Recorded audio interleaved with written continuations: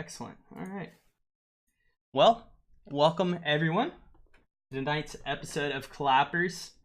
This is the second week that we are playing Magic the Gathering on Arena. I'll be your host tonight. My name is McIntyre. I'm an ex-Heroes of the Storm Pro, and after the end of HGC, I've decided to create my own show where every Monday night I deep dive into a competitive side of a different game whilst learning and practicing the game myself. Tonight, I will be joined by Cedric Phillips, a Magic commentator and former professional player.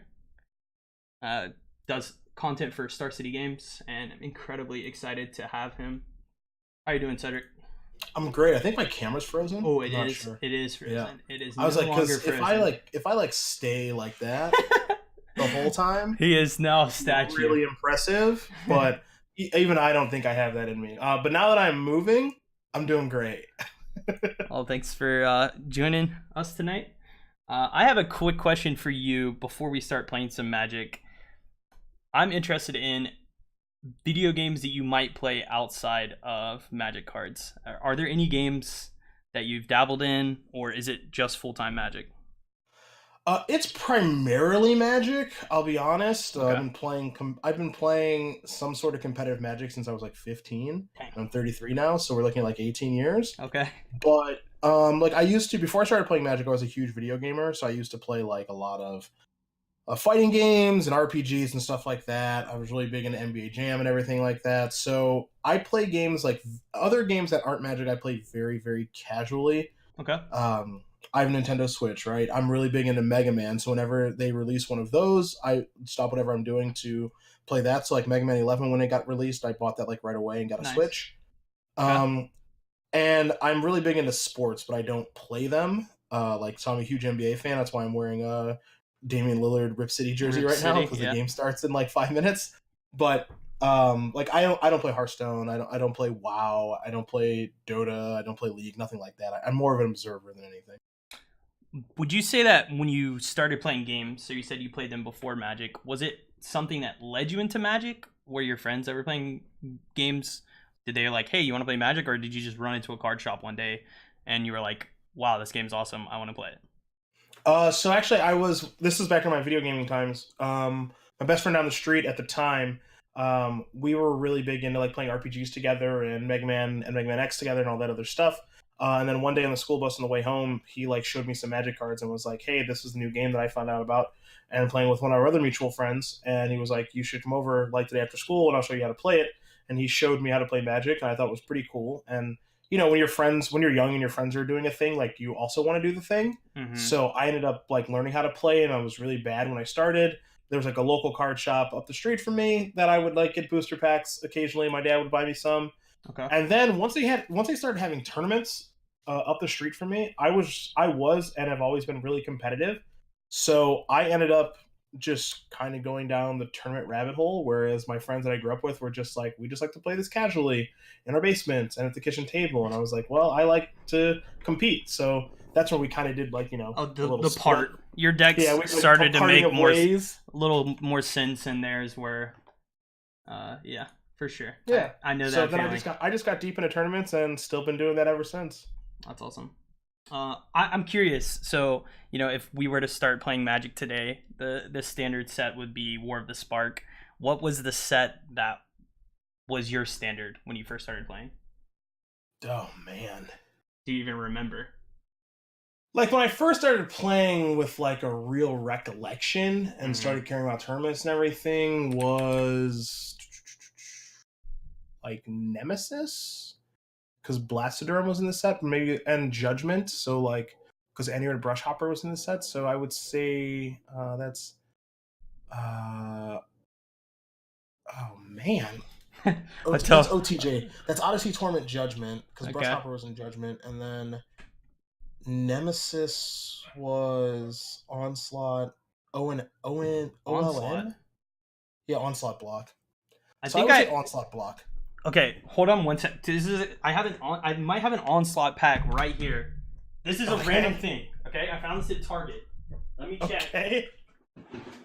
There might just be an Onslaught pack in my thing right here. It's Apocalypse, Still pretty old. What's that? Still pretty old.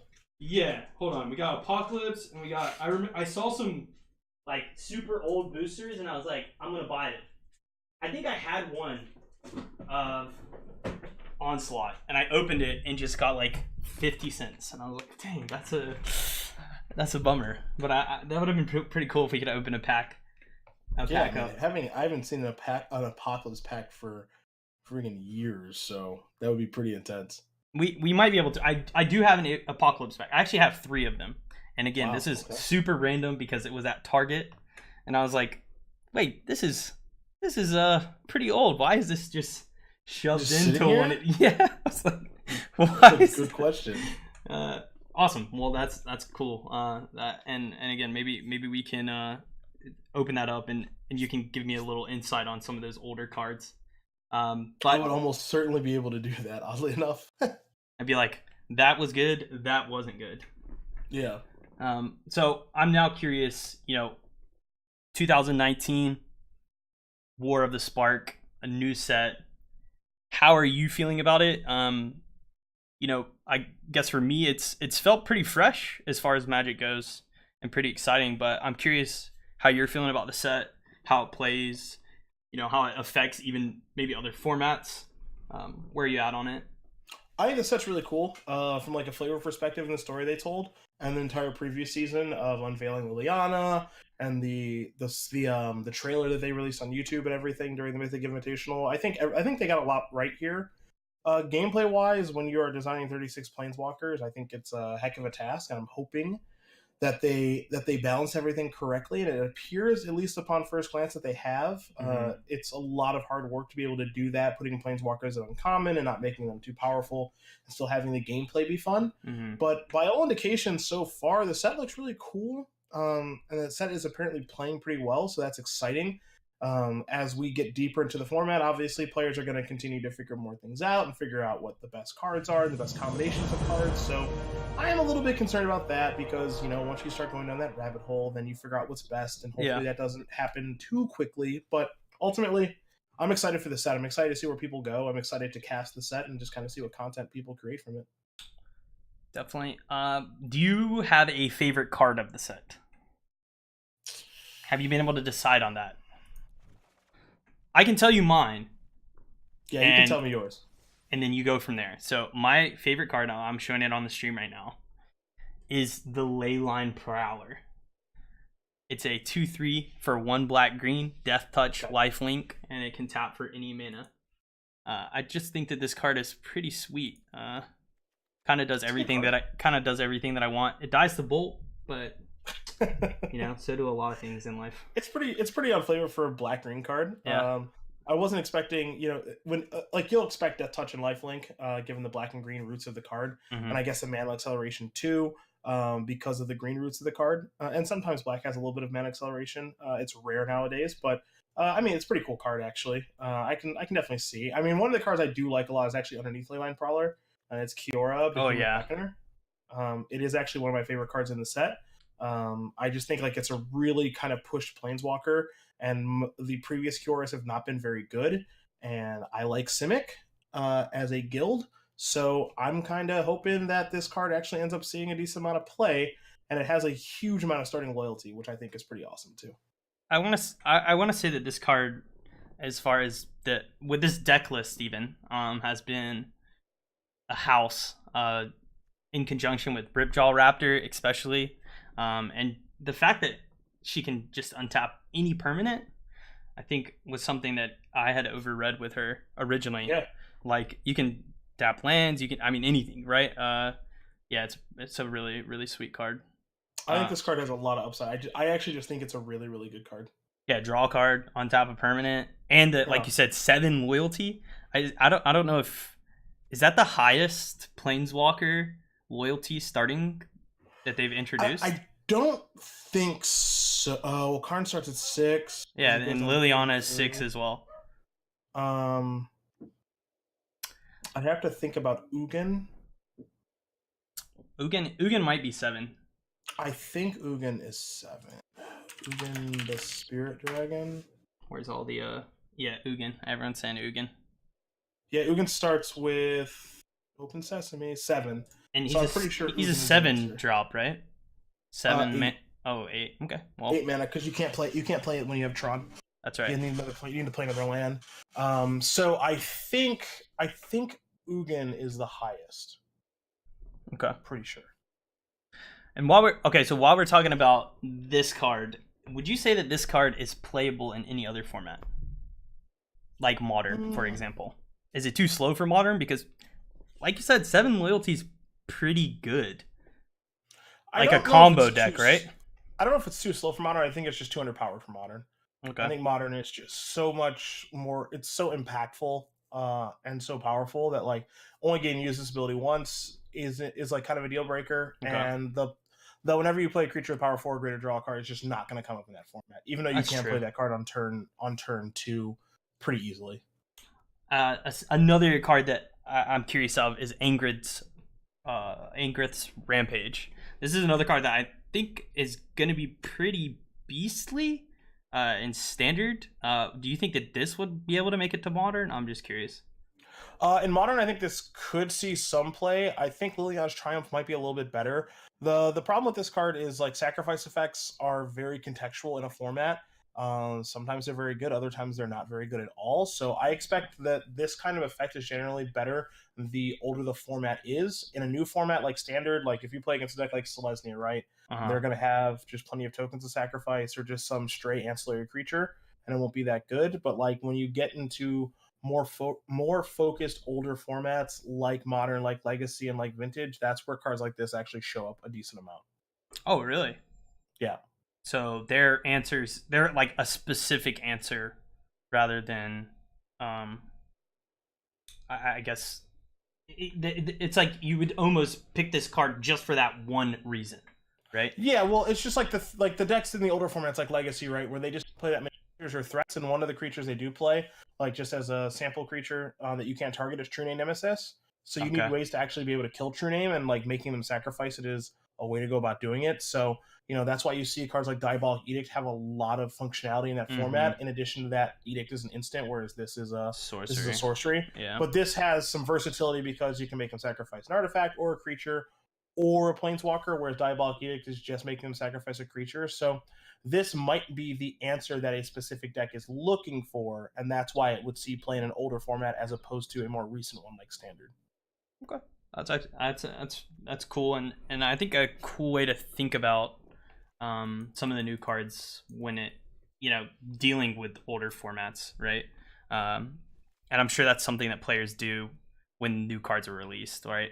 Oh, now I finally have an answer to that card that my deck just can't beat, right? It's like, will that come out this set? That's cool. So I kind of want to bring back the discussion we were having with the Planeswalkers and the fact that there's actually 36 of them in this set.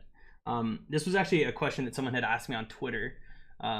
With the introduction of so many Planeswalkers in one set, do you think it will have a negative impact on walkers since they'll lose their novelty, or a positive impact because now more players can experience them and don't have to have rares and mythics to play them? That's an interesting question. I think it's more positive than negative, basically because these were so fun from a flavor standpoint and a lot of what they're doing with them. So future walkers will be interesting to see what their design's going to be, because they also opened up the space to design them as uncommons now, as opposed to only being rares and mythics, and mostly mythics, honestly. So now they've opened up the space to print a planeswalker that's not as powerful and have it not be disappointing. Which is actually a nice balance to be able to strike, to say this card's meant to just kind of be okay. Whereas whenever they would preview a Planeswalker, people were expecting it to be like the best card in the set, and if it wasn't awesome, then people were just like, this card sucks. Yeah. It's stupid. And now I don't think that's going to be the case. So I think ultimately for the long-term health of the game, I think what they've done here is actually a positive. Cool. I would agree, and I think that it's cool that I'm sure with the sealed and draft now, having these walkers out there and it being a norm just creates, again, more flavor, more excitement in Magic. And it's something that people haven't always got to experience. Before it was like, oh, Steve opened the Vraska, we all lose, right? Like if he plays that, you better have a response or the game's over. But now everyone's got walkers and there's answers multiple. I think that it's been pretty cool for the set, for sure. I think it's really cool for the set. Like I said, I'm very excited to see where this set's going to go and what's going to happen. Just because it is so unique, and the hope is that nothing is too overpowered and everything is just kind of good and viable, and the gameplay is good. That's just really the big hope. For sure. All right, so the thing about Arena, and this is a little different from the traditional as we see here on the side. Arena is a best of one when you play ranked, where you can play a traditional ranked where you play a best of three, where the sideboard comes into play. You can bring in 15 cards. Tonight, we're going to jump into some best of ones, okay. Cedric, and see how it goes. I'm a gold player, so I haven't really been spamming too much. We'll jump around a bunch of decks, and then we'll talk about how different Magic is as a best of one in comparison to a best of three while we play. So even right now, how do you feel about the format? Do you like that you get to change up decks? Does it change the flavor? Are you now just playing the most general deck because you want all the answers, or are you specializing so if deck A loses, deck B can win? I think that, like, for best of one, I think everyone's still just trying to figure out what cards are good in this set. So I don't think there's any right or wrong way to do it at this stage. Like, I don't think anyone has a real strong idea of just like what the best thing to be doing is. And it's a real hard decision to make. Like, I would see things as right now as very exploratory of just like we have to figure out if these new cards like Leyline Prowler and Kiora are good or not. And this might be the fastest way to go about doing it. Just spamming through as many sets as you possibly could or can, I guess. Yeah. Just play some games. The format will sort itself out over time about what's the best thing to be doing. But for now, just anything's kind of on the table. For sure. All right, so Watery Grave instead of Breeding Pool. I think this is incorrect, right? Because if I were to draw an Arbor Druid or a Mana Dork, I'd want to have the green open, right? Yeah, I would have started with a Breeding Pool there. Okay. And then here I can probably just go Breeding Pool. Yeah, you can just play that tapped and pass. And then we'll work into... Now, actually, so now the question is, do we go Kiora in hopes to resolve a Ripjaw, or do we play a Leyline Prowler to get something on the board? I would rather just play Kiora at this stage. You have to take 2 to do it, but it gives you the upside with Ripjaw Raptor, and just depending on what your draw stat is like, but also it's just going to ramp you, and it's a thing that your opponent probably can't kill because they are Grixis colors, and that means it would most likely be a 4-mana spell that would kill it in Vraska's Contempt if they wanted to. Okay. They could play Angrith's, right? Angrith's Rampage. Yeah, they could play Angrith's Rampage. I mean, that's going to solve either problem. So yeah, it forces them to have a very specific answer. I'm not sure that this deck list has an answer to Escanta, so we might just be in for a trip. Hopefully, it just doesn't resolve 7 spells. All right. Well, there's an answer. Too. And that would have taken care of either thing. So now you can just play Ripjaw Raptor and just be totally fine. Cool.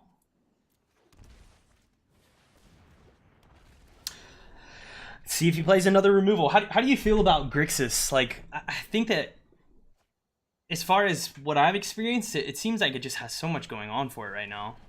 Well, it just got a lot better as a color combination. I would discard your... Elf or Prowler? Let's see, your opponent play Disinformation Campaign, you draw a card, they draw a card, and each one discards a card. Then... Yeah, I would just discard Llanowar Elf. Okay. I mean, we're going to get him with Ripjaw. Or, yeah, we're going to... Okay, we got Krasis. Do we Krasis for 2? I would attack with 4 first. Okay. Yeah, it just seems like they just have so much going on for them now in the set, Grixis, that it's... I feel like we're going to see a lot of it. A lot of it. I think it definitely got a lot better. I would play Krasis for 2. Yeah. And then... Like, I definitely think it got a lot better. Hopefully you draw a land. There it is. Planeswalker. There's that. and like it gives they got Nicol Bolas, right? They got the new Nicol Bolas. It gives normal Nicol Bolas the Ravager a home now. Mm-hmm. And it just got kind of an increase in power on the whole. So I think this color combination, this Shard and Grixis got a lot better, I would say. Whereas Esper got the new Teferi, right? Yeah, I mean Teferi Time Raveler is going to be more of a sideboard card, I think. Really? More than anything. Yeah, it's not really main deckable. I mean, the matchups where it's good, it's very good, but I don't see it being main deckable. Okay, we need to kind of hit a land there. But yeah, I mean, you're still fine. I mean, drawing another Raptor is still good, so you just get to keep pressuring your opponent.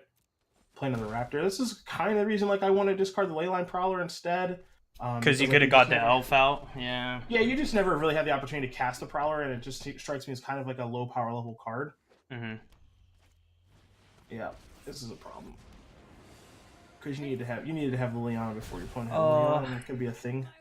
Well, we have Liliana now.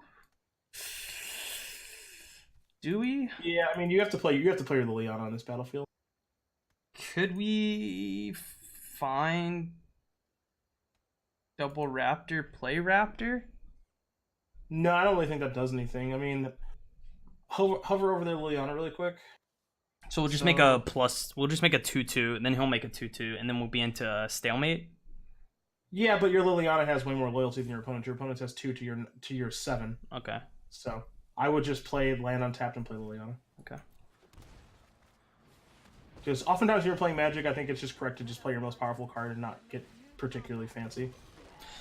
Just make the other player have it, or I mean, more often than not, yeah. Also, okay. just like Ripjaw Raptor's not going to win you this game. You're gonna find that back, play it. Your opponent's going to make a 2/2 that can chump block it or kill it, and continue advancing their battlefield with Sorcerer's Kanta. Like this puts a 4/5 puts basically no pressure on them to do anything. Okay, and we'll be able to now get rid of our Leyline Prowler off this discard. We can finally ditch it. We can finally get. That one's gonna bite the dust here soon enough. Here we go. Still gonna be this is gonna be a bit of an issue. Exile, destroy. Yeah. Well, now we've finality. Well, I mean that doesn't do anything. You finality. We kill our own guy. Yeah. So you have to cast Fine. You have to cast Fine and get back 2 Ripjaw Raptors and play one. Okay. But the chances of you winning this game are pretty slim. Pretty bad now, yeah. Actually, get Krasis. Yeah. And you can just play a Raptor and then play Krasis next turn.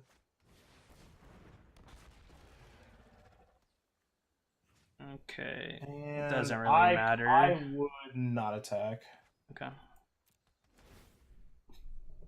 But yeah, you're in some serious trouble right now. So I'm curious as we basically die to these walkers. Obviously Paper Magic has. Let's see. I would discard Leyline Prowler. Okay. So Magic has been I would say as you say, you've been playing it for 15 years. It's been a very successful paper card game. Where do you? Oh man, there goes everything. Come on, bud. Where do you see the game going? Oh, Vivian? Does that give us any action? I mean, it's better than nothing. I would play it and plus it. Okay. So it's been a very successful paper game. It's coming into this. Man, I'm just gonna decline and hit the concede button. How do you think it'll do as an esport? Obviously, with the tournament the Mythic Invitational that just happened, first place took home $250,000 with $1 million prize pool. It seems like Wizards is pretty invested in the idea. Will it take off in comparison to Magic or Paper Magic, or is it going to be head to head? But I think this is a good place to start. With their journey into esports is with this program because it's a lot better than Magic Online. So I expect this to continue to be a viable option with their setup and how much they're pushing it. I do think this is a really good program that's brought a lot of people back to the game. And as long as they're able to continuously just keep things on the up and up and work out the kinks and keep things updated as appropriate, like I expect it to be pretty successful as they journey deeper and deeper into esports.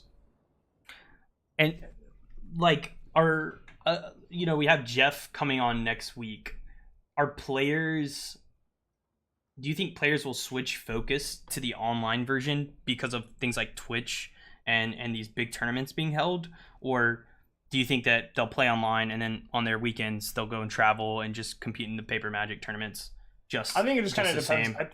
I think it depends on both, like when the online tournaments are, and like what the online tournaments look like. I think there's a lot of devil in the details about what will happen with regards to that. Some people will just only be online players. Some people will be on only paper players. Some people will be both. Yeah, I think it's been that's been something that I've been interested in. Is will paper players just go fully arena, right? Like, will that be the thing to do? And where Wizards of the Coast will take that and aim that, right? With the the championship being 500K pool, which is really nice, right? But first place getting 50,000. I think they kind of probably exploded that first place. Oh, we'll opt here, just to build hype, right? For the arena. I don't think that the tournaments will be the same. We don't keep Invade the City. I mean, I don't know. Like, I wouldn't have opted. You wouldn't have opted right away? Well, there's no reason to opt right away when it's instant. Oh, because it's an instant, right? And like, so you're not working with the amount of now we don't know necessary. What he could have done exactly. Yeah, to know what to opt for. So I would put Invade the City on the bottom of your deck, I guess. Okay. We'd probably want to find Drakes though, right? Yeah, I mean Drakes will be good. It's just, yeah, opt is the kind of card where the more information you're working with, the better it is. Okay. So now you have a better idea of what you're looking for. Like, now your opponent's playing a Domri. Probably would have wanted to keep Invade the City because you need some creatures to pressure this thing. Gotcha. But that makes a lot of sense. Okay, so where do we go from here? I would probably end up saving my lava coils for whatever my opponent is doing. So I would play an island and play Charter Course. Yeah.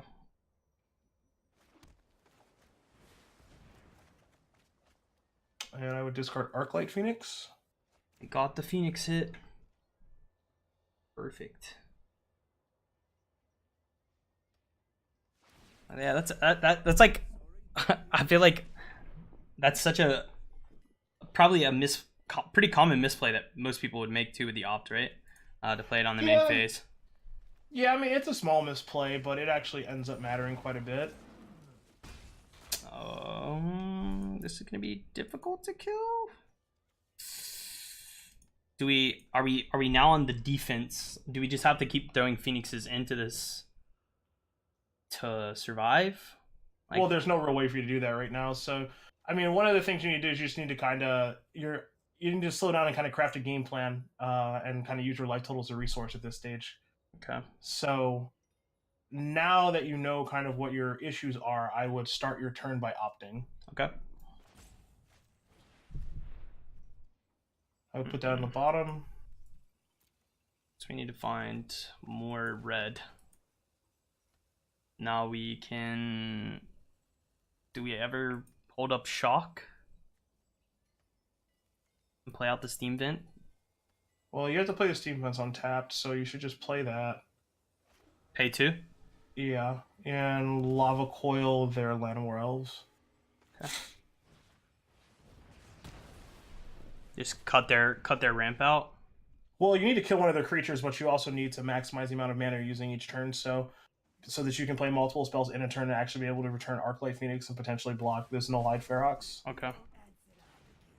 So we need...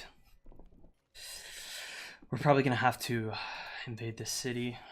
Yeah, you also just need to get more creatures in the graveyard to be able to invade the city and have an amass a creature that's a relevant size for a mass. Yeah, Tormenting is pretty good. So you're at 9. I need to see what Domri does. Okay. It's +1 to... Because you don't control? Yeah, you can just have it fight our Phoenix. I'm pretty sure this is we've gotten grilled down here. So let's see, how lucky do we have to get? How many instants and sorceries in your graveyard? 3? 4. There's 4. So -2. I would just play an island and invade the city.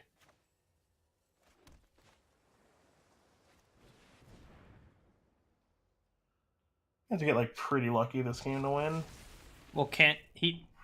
Okay, he can just make his Nullhide Fighter Frogs hit us for 2, and then we Phoenix. Is that what we're going for right now? Double Phoenix. Yeah. I mean, you're just trying to make it so that your opponent's Domri is like a little bit smaller, and like potentially double Phoenix. Mm-hmm. But also, if you're able to find another land, like if you draw another person, you can pay for Ferox's ability and then Lava Coil plus shock it and kill it. So.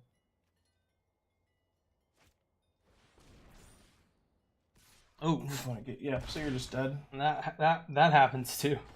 Collision Colossus, yeah. Yeah, I mean that's just a good example of like why you shouldn't opt right away, because we would have kept the mass of city and be able to actually start playing creatures right away. Yeah, to create a bigger mass. The way that we played that game. All right, well let's try again. I really want to see Saheeli's interaction with the Drake deck too. I think that's something that can be really neat, especially considering you can turn her artifacts into Drakes as well, right? Yeah, with the copy ability, which is actually really interesting with the card. Yeah. All right, so this hand is pretty good, yeah. That's fine. It can turn into something good. I think that do we island, hold the opt and play it, and save the crash through? I would start with an island for sure. Okay. Look at that. Already just being more efficient with our cards. That's like what Magic's all about at the end of the day. Definitely a step in the right direction. So your opponent is playing some sort of Boros deck, so whenever he's he got casts a spell. Yeah, whenever he targets it with a spell, it's +1/+1 and Scries. So the cards that we need to worry about are Reckless Rage. That could be, it deals 2 to that. It gets the trigger, and then it deals 4 to ours, yeah. I would opt on your end step. So we opt now. Island. Bottom. Okay. Another Phoenix. So we could draw chart. I would play a mountain and cast Crash Through.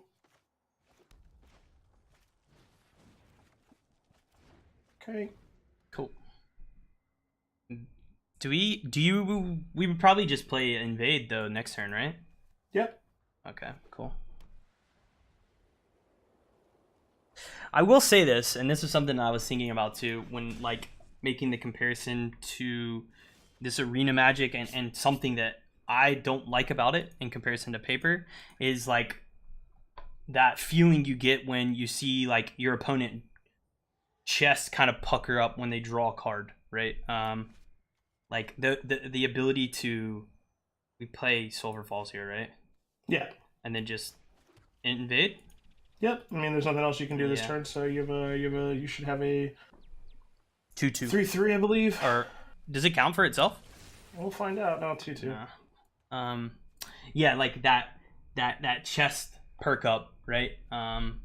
Or even when they draw the top card off of their deck, and you see that sigh come out of them. Like here, it does feel a little more robotic, right? As if I'm playing. Yeah, I mean you're playing a computer game instead of playing in real life, so you're not going to get the same human interaction that you would get otherwise. So it makes it a little bit different. There's Reckless Rage. It's the same game. It's just a kind of different game playing experience. So let's see. So you're going to go down to 13 at least. That's what he's got. Defiant Strike, Feather. He can Feather and do the summit. Yeah. Just gives Feather sprint or haste. Then he'll get that back. Man, these decks that we're playing against are going off pretty hard on us. Yeah, like definitely having some trouble. Everyone's just low. I would just play Sulphur Falls and play Arclight Phoenix and pass. Probably not winning this game either. I'm can't attack, so yeah, I'm not feeling too good about this either. I wonder if I can't. There's not a world where I think that Drake decks are too slow, but maybe. I mean, everything's felt pretty fast. I haven't really drawn like here, right? Lava Coil would have been super sweet. Yeah, Lava Coil would have been a nice draw. And there's a lot of different nice draws that you could have had in your opponent's game. So you're just dead. Yeah. Your opponent's just going to raid your guy and then use Salmon Sprint and kill you. Yep. Dang. Whoa. Jeez. You can't. Not only the lack of interaction, but you can't play your opponent. That's true too. You're you don't have that ability to see what you can definitely still play your opponent. I don't agree with that at all. Really? Yeah, of course. You can always play your opponent. You don't need to see them to play them. Oh, yeah, I guess so. I guess you can still, maybe they make this play instead of that play, and you can make an assumption. Yeah, there's always information we picked up on what your opponent is doing. So I'm them or not. I'm thinking that we switch up the deck. It seems like Drake maybe is too slow. I mean, we can try a different deck. We'll play the Feather deck ourselves. Sure.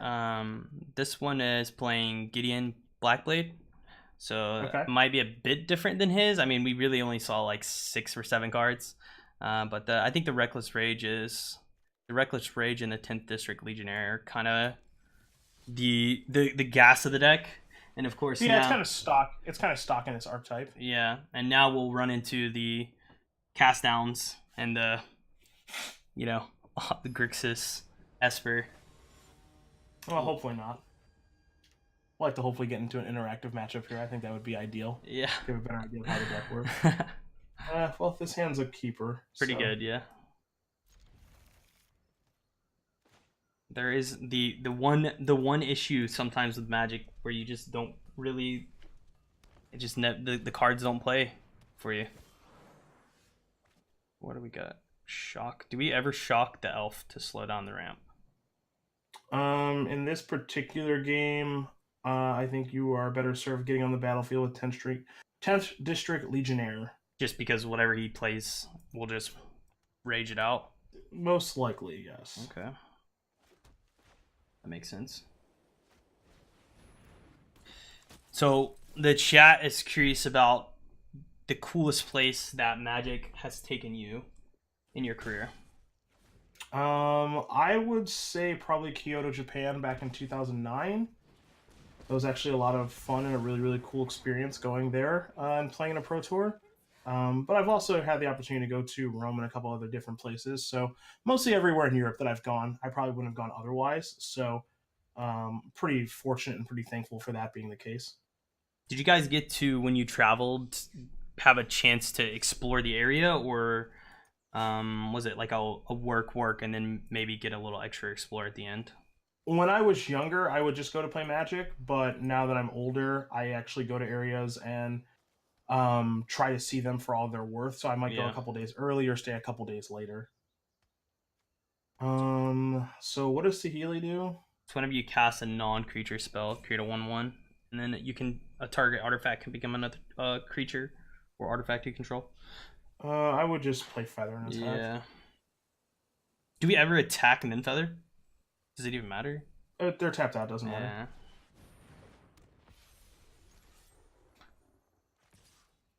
I would say when I played Heroes of the Storm, I got to go to Korea. And that was probably awesome. Yeah, that was the coolest. Was it, for me it was like culture shock. So you said Tokyo you went to? Kyoto. Or Kyoto. Like how was the culture there? Like, was the cuisine, was it just everything? It was just completely different. It was a total culture shock. And I was also 20 at the time, so it was really unlike anything that I had ever experienced. I didn't even really know what I was doing or anything like that, but it was pretty cool. All right, so this ends up being like a pretty good turn, actually. Yeah, it's gonna be pretty sweet. So it doesn't really, I guess we have to play Mountain. It doesn't really matter. So we Mountain, Reckless Rage, targeted creature you don't control, targeted creature we control. Triggers. Bottom. And then you get to shock that. Okay, resolve.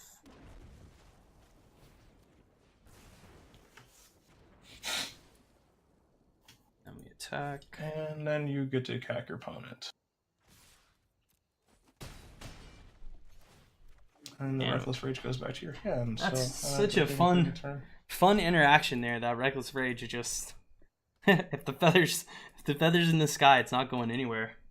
Yeah, it actually ends up being a really, really good turn. So this game is looking a lot more promising. Yeah. It's also nice to note that like you don't really have to bother with Kiora very much. Yeah. I mean, that's minorly annoying, but not the end of the world that dies. So we can always Reckless Rage the feather too, right? Yeah. If you were to play something. Yeah, that makes it a little bit more difficult now. Does that kill? Yep. Bummer. What do we need? We need a top deck 10th Dreadhorde to be. No, Dreadhorde's not even that good. We might even need. I'm not sure. Maybe this is Saheeli can start popping off. Yeah, I mean you've already got another thing in your hand. Like Saheeli's not great right now, but it's still fine. So yeah.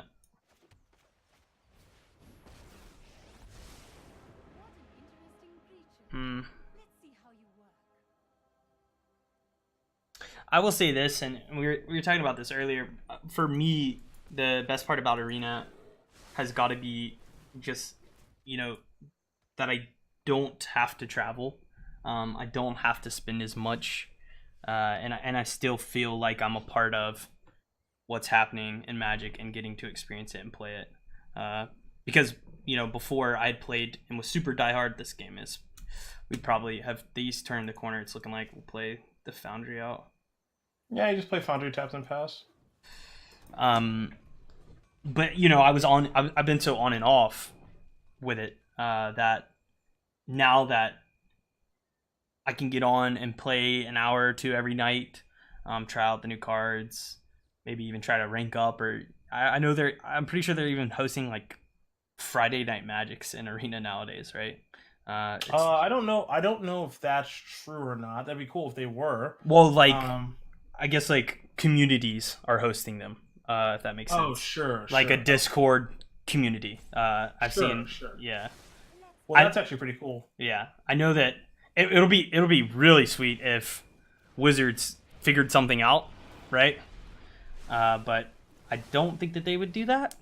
I think that they. No, Wizards would much rather have their Friday Night Magics taking place at card shops, stores. Yeah. Yeah, it's much better for them to have it taking place at stores. That thing's dead. And I'm not sure we're coming. Yeah, it's a little late. It's probably too late. Well, so you're gonna play that, and you have to kill Goreclaw.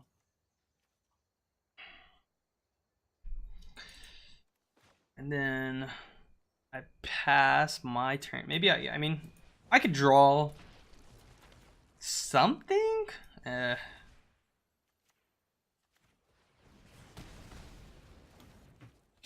What can we draw on our attack? Defiant Strike into Defiant Strike into the Indestructible. Ooh, Ravager Worm. This guy's just playing some Gruul cards. Yeah, ramping really nicely and just kind of doing their thing. Yeah. It's gonna be another difficult game to win, unfortunately. You're gonna take 8. You're gonna have 12. I don't even. No, his feather's no good. There's really nothing. Yeah. Dang. It's all good.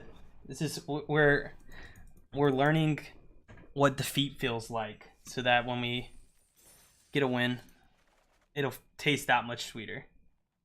Let's I have okay. This I want your opinion on this deck because it's a little ugly, but it's also cute. I think, in my opinion.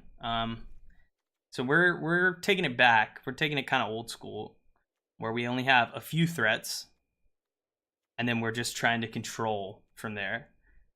How are you feeling about this deck, and do you even think this deck can win? Because I saw it and really liked it, but it might just not be good. I mean, this deck is like trying to be a Miracle Grow deck, and Miracle Grow decks are pretty tough to do when you don't have Winter Orb or free spells. So I would be shocked if it were good, just because that kind of strategy is really difficult to do without free spells like Force of Will or Thwart or Land Grant. So I understand what it's trying to. I understand what it's trying to do from like the spirit of what it's trying to do. And I mean, we can try it. It doesn't hurt to see if it's good or not. Okay. Do you think this Tef is good in this deck? This was the only card that I was. I assume that the Tef is what's causing these effects, these sorceries, like this and this. You can play them at instant speed, right? So I'm sure that's what that's trying to mimic. A little bit. I think the -3 is good. The -3 is good with that card too. I'm bouncing a thing and drawing cards. Like I see what this deck is going for. It's not impossible that it ends up being fine. I mean, the only way you find out is if you play games with it. So I was having the issue of keeping my own creatures safe, right? Yeah, I mean, a lot of your creatures are just super weak. This hand is actually pretty good, so and you get to go first. So this might be the kind of game that you can. So we go Mander. You start with Terramander, yeah.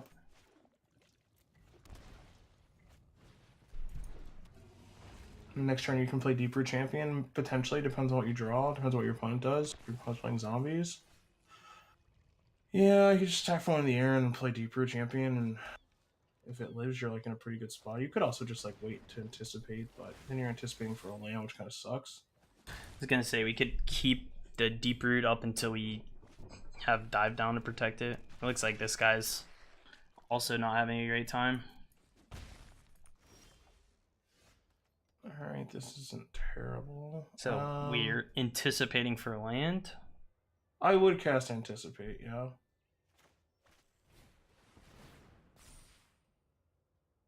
Yep, take Owl Fountain. Play that untapped, leave Dive Down up. What's their cat do? I can sack another creature to put 2+1/+1 counters on it. Okay. So he'll probably attack. Yeah, he'll probably what I've seen with that card is a lot of people are using the other Dread Horde, the black-red one, and that's their sacrifice to fling it at you trigger. Yeah. But it looks like he's just not drawing any land. Yeah, it seems like your opponent's having some issues this game, which is kind of good news for you. So you're going to go down to, looks like 11. Yeah. Which is fine. And then go to your turn. You get to play an Augur of Bolas. Got some blocks.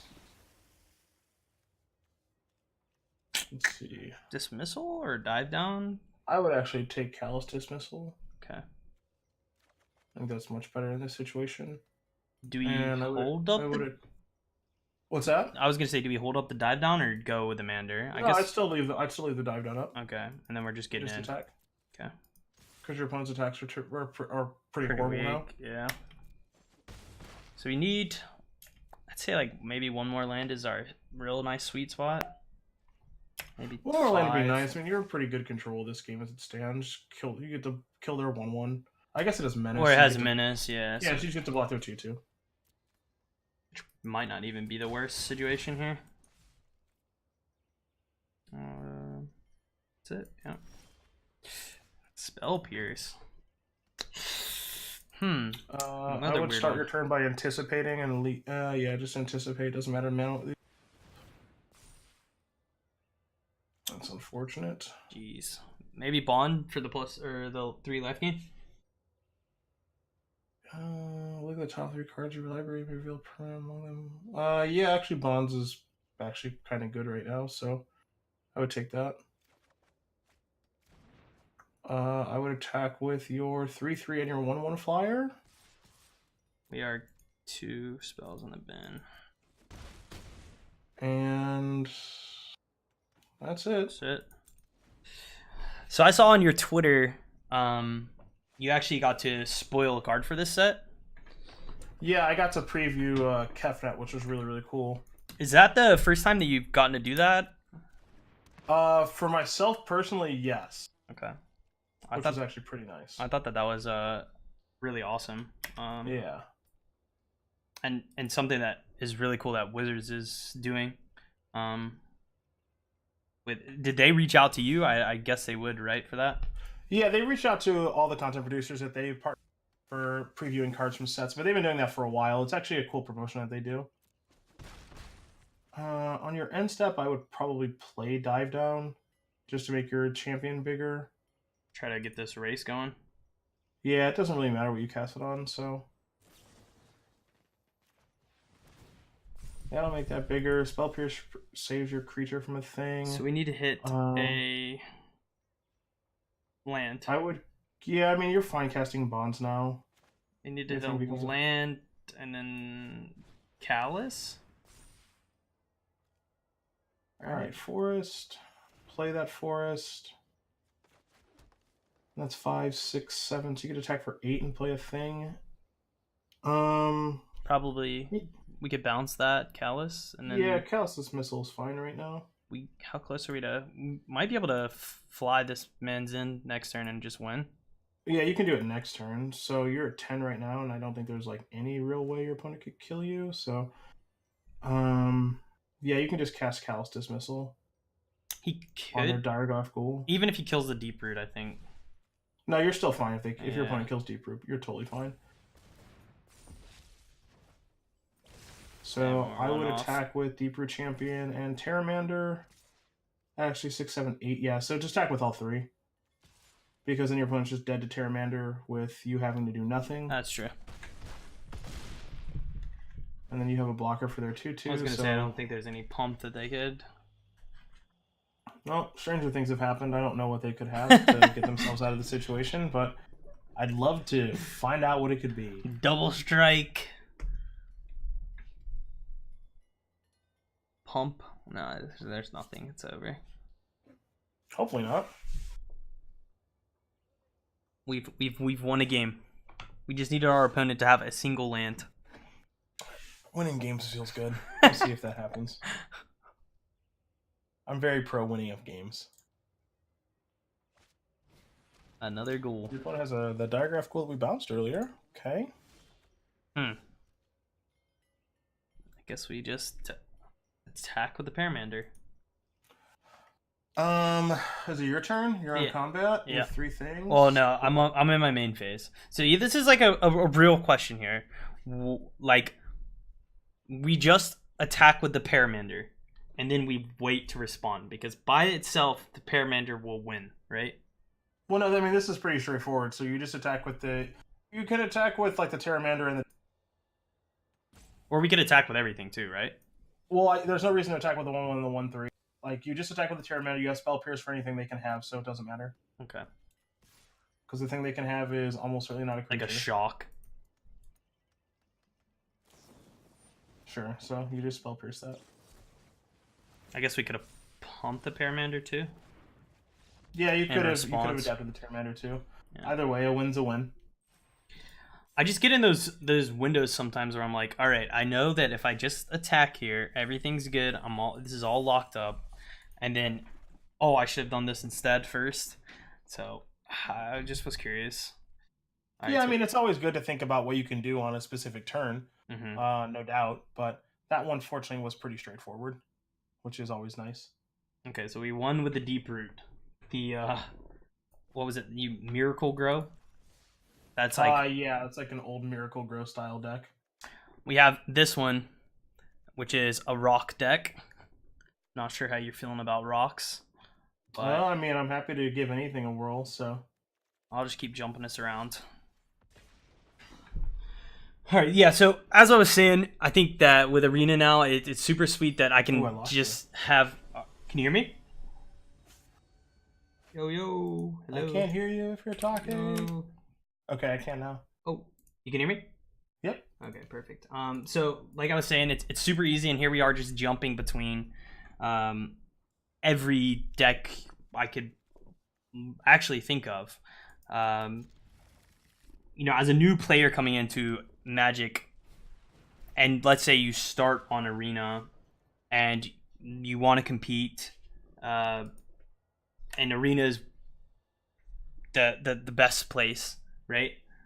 What would it really take for Joe Schmo today? What's an average pro Magic player's life looking like? Is it study cards all day? Is it brew up decks? Is it practice matchups? Where would you start? I mean, I would say it's a combination of the three. I think like there's no substitute for just playing games of Magic, and kind of just learning that way. Because the best way to learn from the game is to play the cards, and learn from the mistakes that you make, which might seem subtle, but they might be larger than you think as well. And the best way to learn is by making mistakes, so you don't make those mistakes again, in my opinion. Okay. There's obviously content to read to learn more about the game, that's produced by various websites, one of which obviously is Star City Games. But I think it's just kind of diving in, playing as many games as you can, and being pretty honest with yourself and the results, and learning from the mistakes that you make. And again, they can be small things or they can be pretty big things. So I would just play an Islandless turn and pass. But I think that's the best way to get better at Magic. Like, you have to be very introspective about your gameplay and like why you're winning, instead of like thinking that like your opponents keep getting lucky or like all this other stuff. That's how you become an elite Magic player, and I think that's the best way to go about business to get better at the game. Is that an issue you see like new players have? Like, they'll come in and they'll lose and be like, "Wow, that dude just drew better than me." Yeah, I think a lot of people think that they get unlucky, and that has very little to actually do with the game at the end of the day. There's obviously luck based in any card game you're going to play, and variance is a thing. But at the same time, making a small mistake like opting on your main phase on turn one or something like that, like those are things that like you learn over time that like you just shouldn't be doing. And the idea is to learn from the mistakes that you make, so you don't make those mistakes in the future. That's all you can really do. So it is more hours played rather than like, I think about when I was, this is a pretty good card to keep. What do you think? You already have a Ritual of Soot, so you don't need that effect again. Okay. So I was thinking back when I would play and spamming Hero League, right, which is just a random queue with 5 players on your team and 5 on the other, was not always the best practice, right? It was almost like it created maybe burnout and bad habits a lot of the time. So is there a way to get like good practice in Magic, like to really utilize your time, or is it just the mass hours? So you're saying that maybe I play a friend for 2 hours, we go through every one of our turns while we're playing them, and then we talk about, hey, you could have done this better, you could have done this better, or is it go to the card shop and play 6 hours a day against your buds and just play test every different deck versus deck matchup? Well, you're only going to get better by playing against people who are better than you. So ideally, you surround yourself with people who are as good or better than. Yeah. And kind of going from there. Play Watergrave tapped and cast Ritual of Soot. Yeah. That's the best thing. That's the best way to kind of get better at the game. I mean, putting in a bunch of hours is nice, but is that good practice or bad practice? I mean, it depends on the level of competition you're playing again.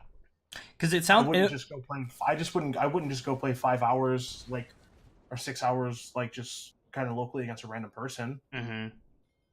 It sounds like it almost sounds like playing a lot, if it's as long as it's against a good opponent, is exactly what you want to be doing in Magic to really grow as a player. Some amount. I don't really know what the definition of a lot is. Let's say 6 to 8 hours a day. I mean, that strikes me as probably too much. Okay. We'll try that. We'll try this deck again. Because, if tomorrow I was like, all right, I'm going to be good at this standard, I'm going to play Arena. So I wake up, I eat some food, and then I get on and I start playing for 4 hours, I'm just queuing Arena, and let's say I'm like a mythic rank, right? I do that for 4 hours. Should I then go back and watch my VODs? Should I go watch Jeff play? Should I go watch you play? Maybe watch other lines that other players are taking. Obviously, learning from people that are better than you is key to, I think, almost all things in life. I guess there is a strategy to getting better at Magic. I think the way that people get better, it just varies from they consume information. I would start with Drawn Catacombs, but Okay, that's right. I guess. Okay, yeah, that makes sense. Just in case I draw the other one. Well, now I would play Saffron Void. Okay. Do we keep that? Draw a card. We have.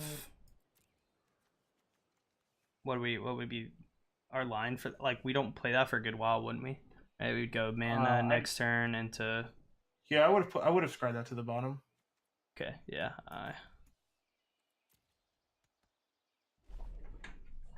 Like, the way that you get better, it just depends on person to person. Okay. The way that I got good at Magic and how I got better at Magic was, like, I played a lot during college, but I was also surrounded by a lot of really good people. That's all that I really wanted to do. I would play Drawn Catacombs and Mana Geode. Is that the name of that card? Yep. We'll get the Scry one.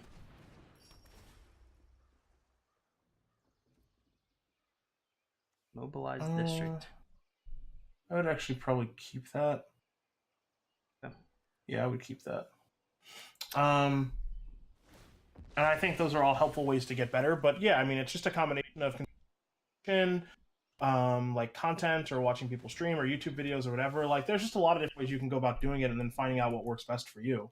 Yeah. I wouldn't say there's any one way to go about getting better or doing it. A best way, no, yeah. This is interesting.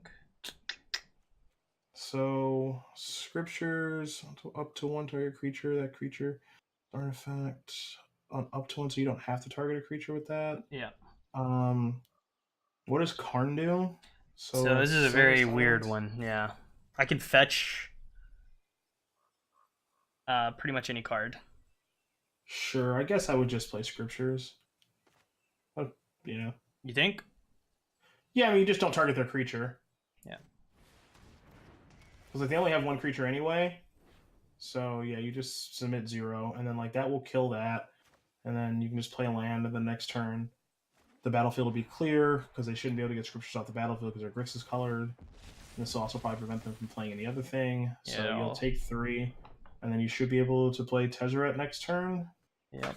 Start on what should be a relatively clear battlefield. Start zapping them. Hopefully don't get bedeviled. Yeah, I know for me it was a lot of watching others. Watching their lines, watching the sequencing of lands. Tez, so we go Tez. Then we just don't want to turn an artifact, so we just plus him. Just X damage to each opponent, where X is the number of artifacts you control. Okay, so we are. I guess you're just gonna plus this. We are at a little artifact count right now. And then what does scriptures do on chapter 3? To return something? It exiles all cards from an opponent's graveyard. Okay. Which is a deliver unto evil. Ooh, Sayili's good. Alright, so your opponent's thing is exiled. Now you have this Teferi, which has affinity for artifacts, which means your planeswalkers and creatures have affinity for artifacts. Yep. Okay. So we could play Geode, which would cut. So Geode costs 2. Yeah, it costs 2 to cut 2 off of these guys. Or I guess only Karn would get cut 1. Alright, so you play Geode off of those. Yeah, so I would play Mana Geode. Oh, we could have. I guess we should have Healed first. And you can bottom that. And then you can play Karn, because it costs 2. Hold on. No, because you have to cast. Should we cast this? You need to cast Cry. Actually, no. That kills. So Tezzeret should kill the token. Yeah. No, it can only hit Each face. opponent. Yeah. Yeah. Then cast Cry. Okay. And then hit them with that. And the next turn, you get to do more stuff, I guess. What's it? So the top 10 cards of your library, put all artifact cards among them onto the. Okay. Yep. That might be decent, I guess. It's pretty good. If we can hit some good stuff, you could just pump out walkers here too. I guess I would cast your spells first.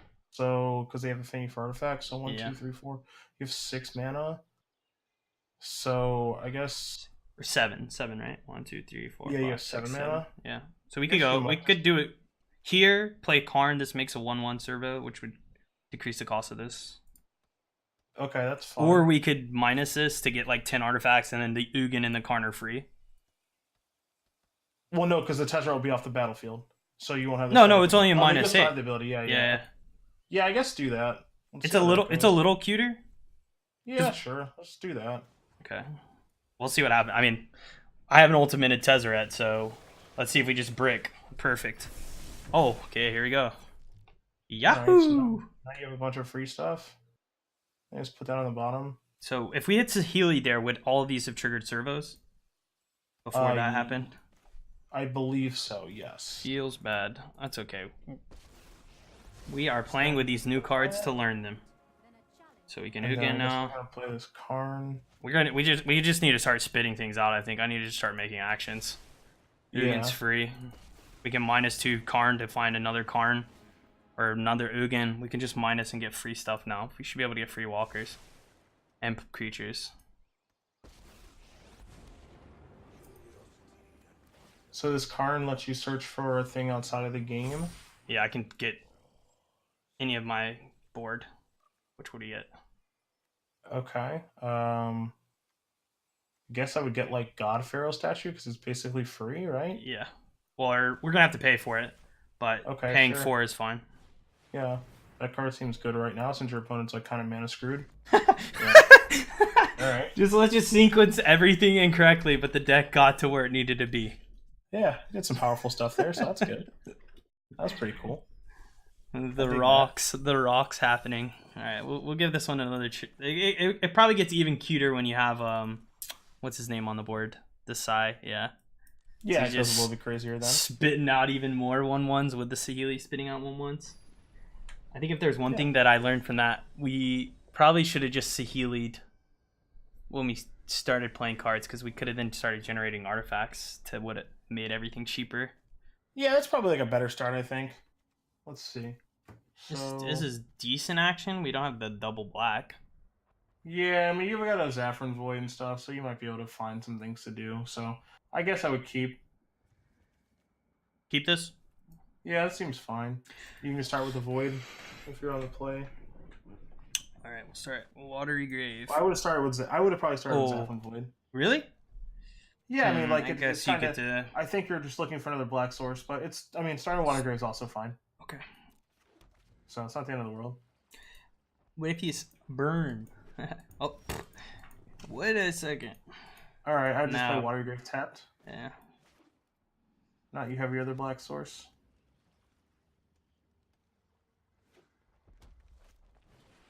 All right, Steamkin. Do we cry this? It looks like. Oh yeah, you're killing that. You just play a Void. No. I don't think you need another one of those. So. And yeah, I would just cry that away. If you don't want that thing to get out of hand.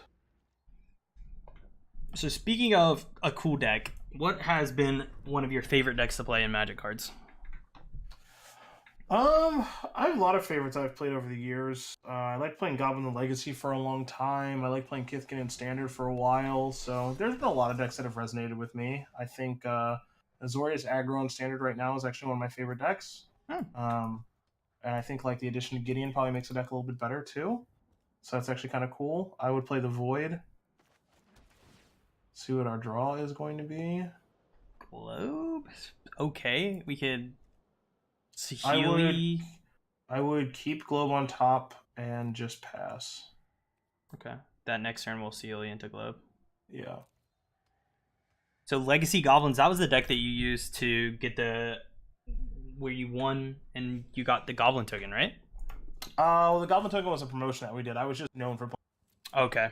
So, but it was based on that deck. Yeah, a little bit. Cool. So it's 16. And maybe your opponent has light up the stage. We'll have to see. And this is a good question too from chat. Do you enjoy playing the best deck or the deck trying to beat the best deck? It just kind of depends, honestly, on like what's going on in the format. Apparently, my video is missing from the screen. Oh, really? Been informed by the chat. Yeah. Oh. I don't have a preference that much about best deck or like trying to beat the best deck. I'll just play whatever I think is the best to give me the best opportunity to win. Mostly, that's just generally what I do. Okay. I would play Saheeli and then play land and play the Globe. Off of that question, is it do you mind if it's aggro or control, or you're just chasing your percentages? I'm like generally an aggressive player because Okay. it like kind of suits my skill sets better. But like if I've played control decks and various other things, so I don't really discriminate on what I play. Okay. I just play whatever I think is best for me and best in the format at the time. But I've definitely leaned over the years more towards playing aggressive strategies than not aggressive. I feel that. I think that I like aggression too because you typically have time to eat food and hang out with other people. Yeah, I mean, that part of like a real life tournament is actually pretty nice. Yeah. Instead of going to time every game and just like, all right, buddy. Yeah, getting some breaks in there is never a bad thing. All right, so your Saheeli's probably gonna die. Nope, he's pointing at my forehead with these attacks. Just gonna try to kill you. Okay, that's bad news. He's probably got some Burnination in his hand. So we do get to play Ugin, which creates a 2/2. Oh, we could. I think that is what we get, a 2/2 and a 1/1 to block these two. We kill this. Yeah. Or we. Yeah. That's, I think, the. It's probably about the best you can do. Probably about to die. We void, right? Yeah. See if we can find an answer. No. So what's the so in Wallace chasing the wins and the victory? Well, I would play Ugin and then minus and kill the chain Whirler. Okay, I was thinking that too. That was the other line that we could take. What was the worst deck that you played while chasing the win? That you were just like, why did I submit this into this tournament? What am I doing with myself? I don't even want to play. There was a 5-color control deck I played at a pro tour that was pretty bad. Let your opponent draw 3 cards. If you decline, okay, decline. I mean, dead either way, most likely. Yeah. There was a 5-color control deck that I played pretty bad that I wish I wouldn't have played. So, because it just wasn't a deck I really believed in very much. So I kind of wish I didn't do that. But I don't have like a ton of regrets. Was it the deck just too cute, or just didn't run right? I just don't think it was particularly well positioned. Okay.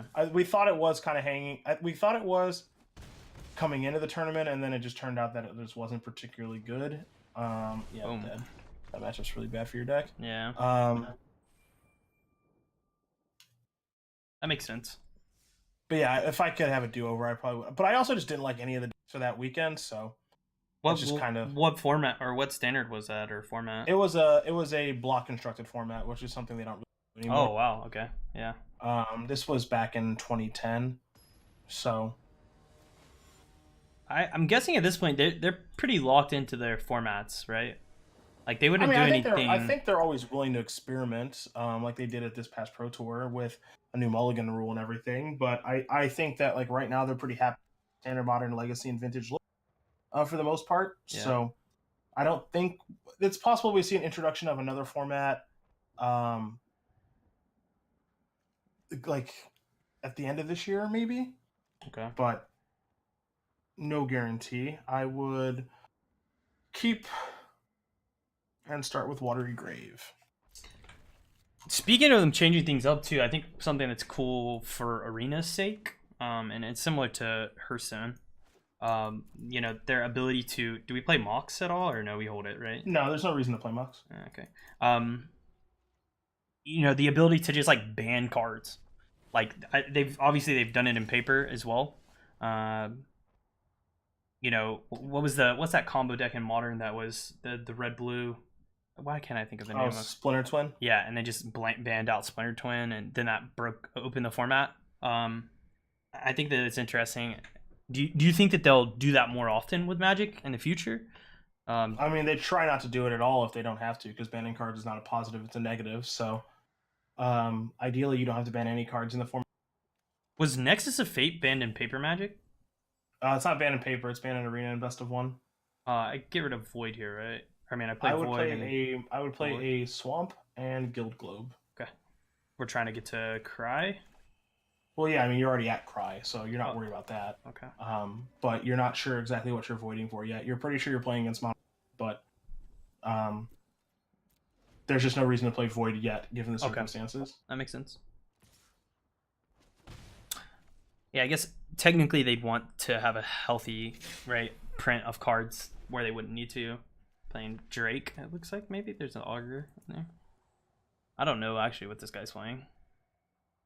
Yeah, this looks like a bit of a brew-ish. Like maybe Wizards. He's gone super hard in the tank for an island, which he hit. He's gonna ditch a lot of cards. I would play an island, or I would play Island, and I would play Cry. Just get rid of the Lob Runner. Yeah, because you also just have scriptures in your hand, so and Cry doesn't kill either Augur or Boluses, assuming your opponent plays one next turn. Yeah. So there's no reason to take any additional damage from a deck that's likely trying to burn you out. I hope that because they have that flexibility, maybe they won't do it to paper Magic, but it is interesting with Arena because of the best of one getting rid of cards that are kind of, you know, the sideboard usually would deal with them, right? Yeah, it's just that banning cards is not a positive, it's a negative. That means that a design mistake has happened or the game is not enjoyable. So the goal is not to ban cards. The goal is for your formats to be healthy and not have to eliminate things. That way everyone can play everything. Yeah. Do we play Friction here or Guardian? Or can't play Guardians. So we play Friction, right? That will gum up whatever he wants to do next turn. Well, I would start by playing Saffron Void so you actually have information with your decision. Okay.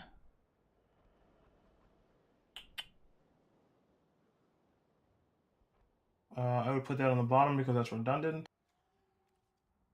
We need some walkers.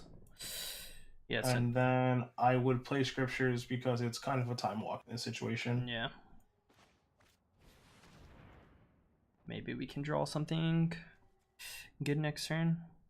Could always balance this. Well, I mean, at the very least, you can just play Guardians next turn. So your turns, this turn and the next turn, are totally fine. Yeah. Yeah, I'm not really sure what he's playing either. Like I said, he could be playing Wizards. We could always play Mox Amber to generate mana too with the Friction on the field. Right? This shit is a legendary, or is it not? That's a saga, and I think Mox Amber works with sagas. Actually, no, it's legendary creatures and planeswalkers. Okay, so it does not work with Scriptures. Dang. Okay, Connor. Alright, well, that's a good draw. At least does something. Do you think he's holding up a counter spell, and if so, do we walk the Guardians into it or the Karn? Well, your deck is more focused on planeswalkers, so I would just play the Guardian. Okay.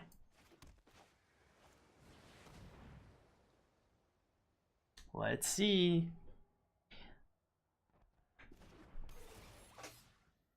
There's also just lets you return that, yeah.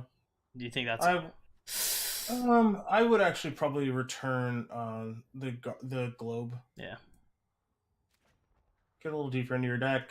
Scriptures isn't particularly good in this matchup, so I don't think you're. I can return another one. You can return. You may return another target historic. No, it's just saying you get to return the one. Okay. So. Oh, okay. Yeah. Okay. Cool. But yeah, Scriptures isn't particularly good in the matchup because your opponent creature heavy. Yeah. And then you already have creatures covered in another expensive way with Ritual Soot, so you're just gonna get burned up a little bit here. But you kept your life total pretty high by killing your opponent's creatures as quickly as they came. Yeah. That's a fun one to deal with. Right, okay, so there's got to be something in Karn's pocket that can deal with this. That is up to you, because I don't know your sideboard. Yeah, I mean, I'm kind of... I don't have the deck list at hand, too, but I know... I mean, the deck list is... The sideboard is basically built with all the tools. I guess that's going to be our play. Do we ever Guild Globe beforehand? It depends on what kind of removal you have in your deck. I know for sure it's just all basically cards like this. Soot and Cry and Friction are my sweepers. There's no target. Then I would play Karn and I guess see what you can find. Okay. If you have an answer to this. There's for sure the let's see.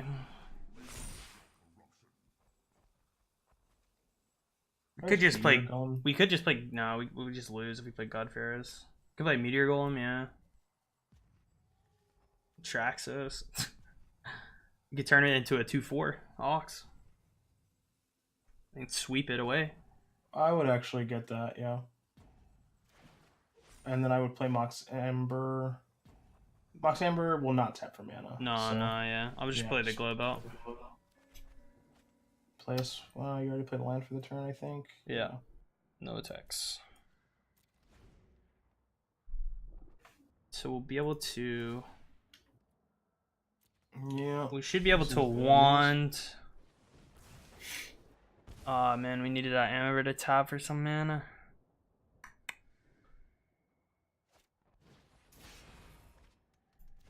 Spell Pierce and Viashino. This guy's just playing some, like, a pile of is-it cards. Well, it's a counter burn deck. This is a strategy that people in play occasionally. Is it me? That's probably all she wrote.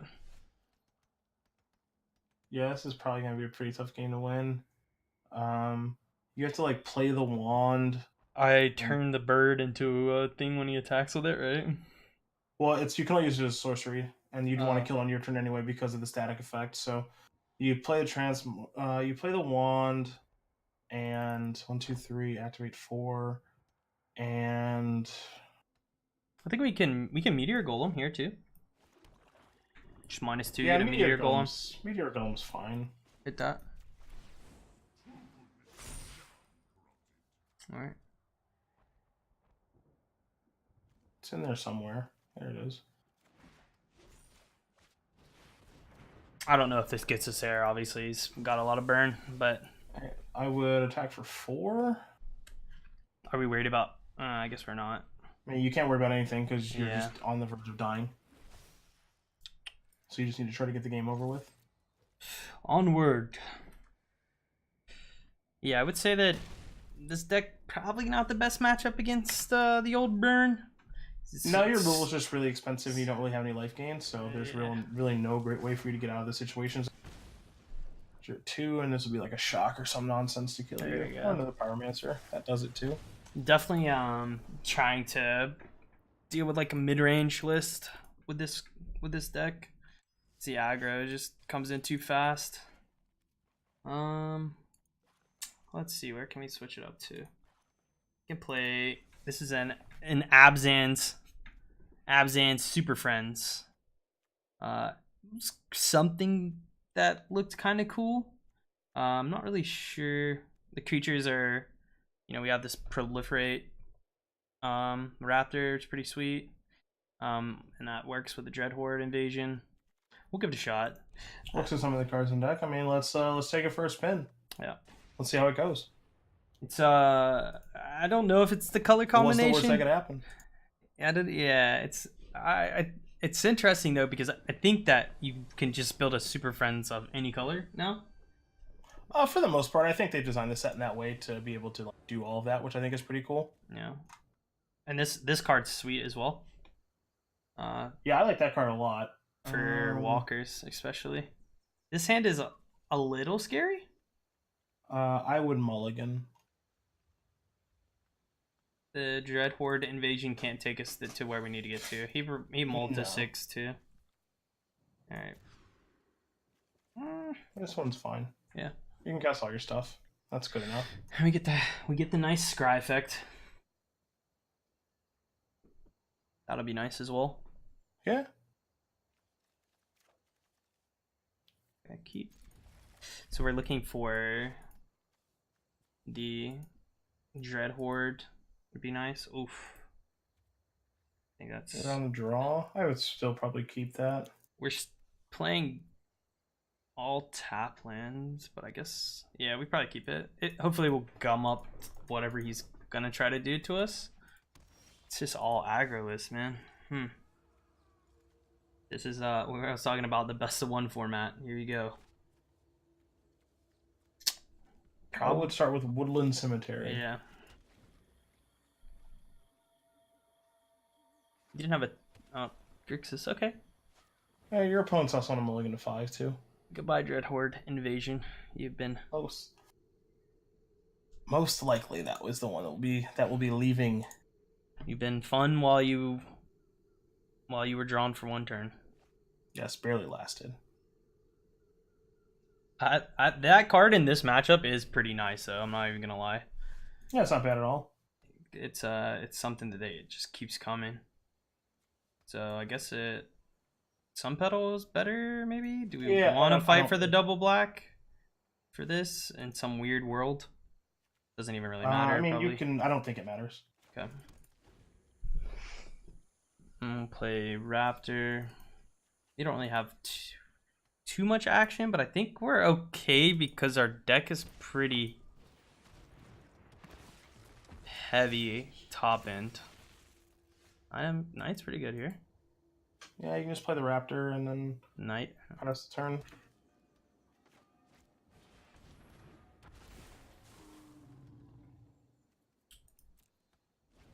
I like how the game's like, yes, I guess in some cases maybe you do want to make their creature a 4/4 so you can. There definitely can be times where you want to play stuff. Yeah. It's kind of those are definitely corner case scenarios, but they are not as rare team. I will say that Angrace Rampage kills that, so you get to play Knight this turn as a 4/3. I don't even think we're upset about that. No, totally fine. Just causes your opponent to have another removal spell. Then we'll get a big Knight. Just depends on where he's. Okay, another Angrace. With plays like this, do you ever make the call that like we assume that he has something to do with the Liliana in his hand, right? That he's just willy-nilly throwing these out? Like, can I make that assumption? I don't understand what you mean. Like, okay, so he knows I have Liliana in my hand, and obviously this card deals with a Liliana if I were to play it. Sure. With him just using 2, is it ever like to call him on having maybe a Vraska's Contempt or a Bedevil or something to deal with the Liliana, or is that a bad way to play, in your opinion? I just wouldn't really be worried about it. Like, if they have something, they have something for your card. Okay. So you never play around something like that? Not when your opponent's on a mulligan to 5. Like, do we Raptor here? I would just play a thing and play Godless Shrine tapped and pass. Okay. But also, like, your opponent's deck has already demonstrated that they have discard because they've already played a Thought Eraser this game. So, like, not gonna make a lot of sense to hold it either. You're just gonna, when you hit 6 mana, you're gonna play it. You're gonna double edict your opponent, and then they have to deal with your awesome threat, and you could always just draw another copy of your awesome threat. So, okay. There's the beacon. Yeah, I would just Do I would play we? I would play Beacon, and then I would play Liliana and hope it resolves. Which it did. And let's see. Your opponent probably has Bedevil in their hand, so I would actually. So it's RRB. That's BBR. I actually don't think I'd barter in blood. I'd just make a zombie. Yeah.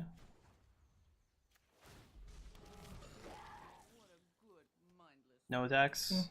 Nope, you're not attacking a 2/3 into a 1/4. Yeah. Okay, maybe he doesn't. Maybe he doesn't. Here we go. I'm just playing like he's got no answer. Yeah, It's okay. got another Ingress. That's fine. Now we'll just top deck another Walker. Yeah, that's kind of the hope. Temple Garden. So here's another thought process. Do we ever, since we know he has this card, sometimes I'll keep lands in my hand at this state in the game, right? To kind of display that I have maybe more action. Well, I don't really think there's much upside to playing a land at this stage. Yeah. And also, your opponent has Grixis colors, so there's the chance they have Nicol Bolas the Ravager in their deck, which would force action on playing Vraska's Contempt when you don't need to. So I would just pass the turn. Okay. No attacks because he can double block. We could. Yeah, I mean, he would just double block your 2/2 Yeah. with the 1/1 and the 1/4, and then you're just in the same position. Yeah. And you don't have any interest in using Vraska's Contempt on a 1/4 because your opponent actually probably has some good cards in their deck. Yeah. No, So I would just get cozy, not in a huge rush. That's fine. Discard Temple Garden. Yeah. So this is where we now would contempt, right? Well, yeah, I mean, yeah, you're gonna discard Temple Garden. I would Contempt the Nicol Bolas. Yep. Okay, deck. Heart of the cards, so they say. Oh. Woo! I'm gonna keep it in my hand still, right? Well, I now I would play whatever I draw because like Nicol Bolas, you're just losing a land for no reason. So Would I be? Are you talking about the Nicol Bolas Planeswalker? no, like if your opponent just plays another copy of Nicol Bolas, Oh, okay. you Yeah, just be discarding a land for no reason. You're right. So no attacks here. Nope, same situation. At this point, I'm not even sure what breaks this game open for us. That breaks it open for him, though. Well, I presume you have more copies of Liliana in your deck. Yeah. So probably drawing a Planeswalker would be best. I would just play Overgrown Tomb and pass. We have a few lands. We have a few lands to play here. Yeah, I mean, the Thief of Sanity is probably going to take over this game a little bit now, which is kind of unfortunate. Yeah. Hit land number 5, so they probably have Nicol Bolas, God Dragon, or Dragon God, or whatever. They might even hit a thief. Yeah, they could just hit a Walker from my deck. There he is. Yeah, now you need to actually just... Hey, you can exile some land or whatever, but now you have to actually draw like Liliana like right now, or some other Planeswalker like right now. Like that's fine, but it's way worse than what your opponent has going on. I can -2. Yeah, you have to -2. I can get a counter on these guys if I draw the land that proliferate. He can now, man, he can take my Johnny stuff too. Yeah, you just have to attack that thing. So it'll take. It might take 3. Depends if your opponent wants to block with it. I'm close to hitting the escape button. Well, Nicol Bolas is a pretty tough card to beat, unfortunately. Conceding. I mean, just play the game out. Yeah, we'll see what he hits on the Thief of Sanity, but if he draws gas, I don't really know what's left. I guess a Vraska's Contempt could get us out of this Nicol Bolas hole. Yeah, I mean, you could just hit running good cards. Maybe your opponent just hits lands or irrelevant cards with Thief of Sanity. It's not an impossible game to win. Just that's true. We'll see. We will see. This card is so sweet. The fact that you get to steal your opponent's planeswalkers too. That's a really, really powerful card. Yeah. It's definitely going to help put Grixis back on the map in like a big way, so. And your opponent is Night Autumn. Because he could -2, give all of his creatures +1/+1. And then the race. Something they're setting up. And then the race begins. I don't know. Maybe he just kills my good Johnny and just shuts the whole thing down. Nope. He's making his creatures bigger. Okay, at least he doesn't get a thief trigger. Or does it say planeswalker? No. There's my Mortify. That hits something that makes me kill his Nicol Bolas. Yeah, so kill the Knight of Autumn and attack with both your creatures. We're turning the corner. Yep, that's why you never concede. Never know what can happen. Now we draw Lily.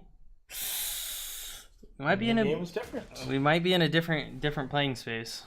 Yeah, so you've taken care of that problem, and your opponent has 2 cards. They're going to hit you with Thief, and we'll see what they find. But yeah, there are still plenty of good draws left in your deck to be able to win the game. Yeah, for sure. Let's see. I feel like. Okay, so you got rid of Vraska's Contempt. You got sort of 2 removal. So we're about to see something here. Hopefully nothing too bad. The hope is to... Hopefully they don't play Liliana. Oh, it's a Liliana. Well, they already had access to 6 mana. So. They did. Johnny maybe holding up something. It's gonna Anthem. Double Thief with Sandy is going to be pretty hard to beat. You have to draw another... You draw a Planeswalker basically now. That's Huatli Raptor. You have a 3/4 and a 3/3, so you don't really have a great battlefield right now to attack them. I guess you get to play... these get the Proliferate. Yeah, you get to play the Raptor and Proliferate. So yeah, you could play the Raptor and Proliferate, and then both of the creatures have to go after Johnny. He probably puts the 2/2 and the 3/6 in front of the Raptor. And then the Thief will jump in front of a Johnny, maybe? Maybe not. I think your opponent will put 3/6 in front of 4/5, and then 4 and have 2 active Thieves. Yeah, definitely. I feel like that's the way to go here. Yeah, because Thief is the most powerful card in the battlefield, so there's no reason to chump block with it. Now we're really in need of. I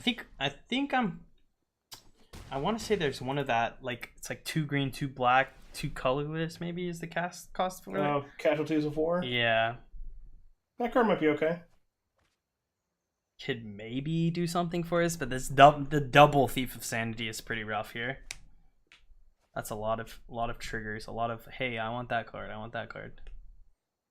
They're just shopping for candy. Yeah, Thief is really, really good in all these Grixis decks and pretty good in general. So, it's might be a weakness for these Abzan-based strategies. Or you just have to have a removal spell to be able to beat it, and that's a pretty big ask. Whereas, I guess with like a lot of the, I actually think Gruul is pretty well suited right now, because Gruul is low enough to the ground that it gets under a lot of these things. Yeah, it can. Also, Gruul has Collision Colossus, which takes care of flyers, but yeah. At this point, yeah, you are dead now. Yeah. There's no coming back now. You're just going to die to flyers in the air, so... Almost. There were a string of draws that could potentially get you back into that one, but unfortunately did not find them. Almost got there. We didn't instantly concede, which was good. So this is the Gruul list that I was doing pretty well with. So the new card that I'm trying is Bloomhulk and the Evolution Sage. I even have some Evolving Wilds in there, just for. Let's take this thing for a spin. See how this one goes. This should go a little bit better in the BO1 format. That's been like the hardest part is you basically either play. You're like in a weird world because you can play like a hard control and just smash out aggro, you can play hard aggro and just try to smash out the aggro and the control. It's such a weird world. This best of one format for sure. I mean, BO1's just a really strange format, honestly. I would keep. You would keep this? Yeah, you're on the play. You get to play Growth Champion Guardian on turn 2. Okay. Potentially adapt on turn 3, and see what your draw steps end up being. You need untapped mana. Yeah, you have 2 draw steps and untapped land to be able to adapt on turn 3. So yeah, this card's super sweet too. I think this is a card that we'll see. There hasn't been a card like this in Magic, has there? As a land that proliferates? On a land, I don't believe so for proliferate. Like, this is a potential play somewhere else in another format card. I could definitely see this in Commander, right? That card's definitely going to see a lot of play in Commander. Yeah. I don't think it will see much play in older competitive formats like Modern or anything like that, because 4 mana is a lot to be able to activate this, but it'll 100% see play in Commander. That's a guarantee. It'll, like, spike its price just because of that. I think it's pretty cool in Standard too, though. Honestly, it could be good. It's a cool little turn 4 rally the troops. I've had it do that with this deck. Okay. All right, Karn's Bastion and this. We'll see if we draw an untapped land. Yeah, that'd be sweet. Especially if it's a forest or a mountain, because then we can Bloom Hulk, and then we're just having a jolly good time. He's playing combo. Nice. There you go. So we attack, right? And threaten the adapt. Yeah, I mean, you're going to adapt no matter what, so. Okay.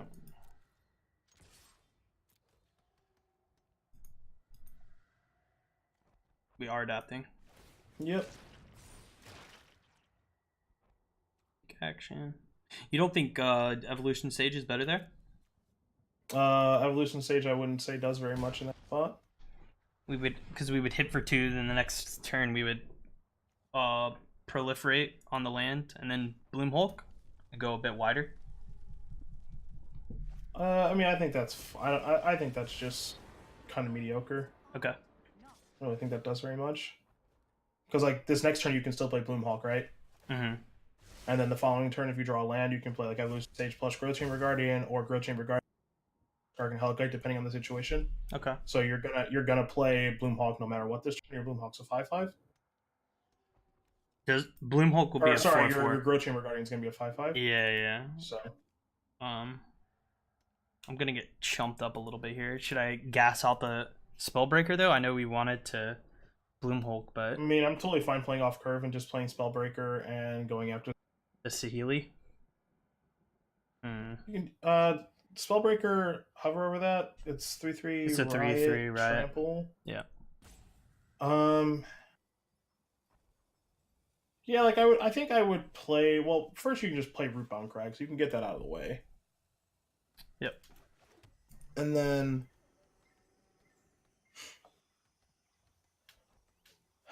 I guess I would attack with my 4/4 to your opponent's Saheeli, and then play Spellbreaker, give it a +1/+1 counter and pass. Okay.